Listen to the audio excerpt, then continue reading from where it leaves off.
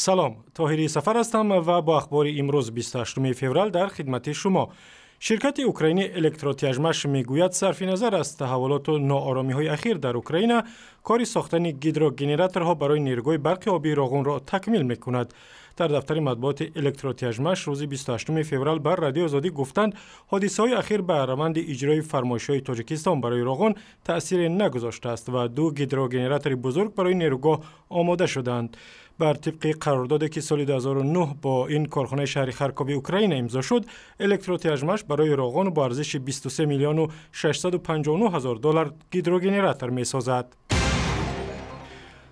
متخصصان و صاحبکاران و مقامات رسمی طی 2 روز در شهر دوشنبه راه‌های رشد و انکشاف نواحی تاجیکستان را بررسی کردند که وضع اقتصادی بسیاری از آنها خوب نیست.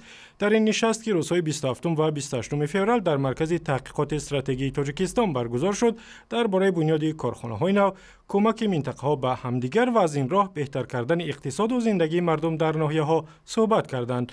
از جمله گفته شد که تا 1 ینور امسال در منطقه‌های تاجیکستان تقریباً 90,000 خواجگی‌های دهقانی تأسیس شده است و 10,000 نفر در آنها کار می‌کنند.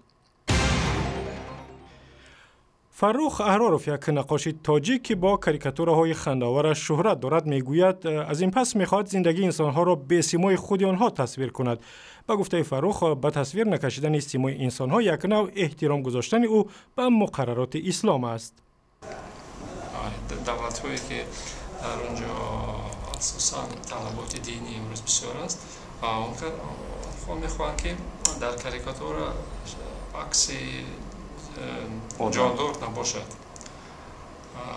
یک چند روزنامه‌ها هم گفتن که معلوم باشه التباس باشد اگر کاریکاتور آدمش نباشد یا حیوانش نباشد یگان دیگر. فرخ احراروف که با کاریکاتورهای جالبش نقص و کمبودی‌های زندگی را نشان می‌دهد، سال 2011 در آمریکا برای یک کاریکاتور سیاسیش صاحب جایزه شد. او چند سال باز است که در شهر خوجند کار می‌کند. یک شرکت هواپیمایی در حادثه غیر مقرری یک جوان روس را که عزم سفر به شهر قرغان روسیه داشته است، به شهر قرغان تپه تاجیکستان فرستاده است. شرکت روسی ایسته روز 28 فوریه گفت فروشنده بلیط هواپیما نادانسته به یوگنی ساموشکین، دانشجوی 19 ساله روس، به جای بلیط هواپیمای مسکو قرغان بلیط هواپیمای مسکو قرغان تپه را فروخته است. جوان روس تنها بعد از بیرون شدن از فرودگاه قرغان تپه فهمیده است که نه در وطنش روسیه بلکه در تاجیکستان است. شرکت ایستر میگوید برای یوگنی ساموشکین یک سیاحت در قرغان تپه تشکیل کرده است و او را به زودی به مسکو برمیگردانند.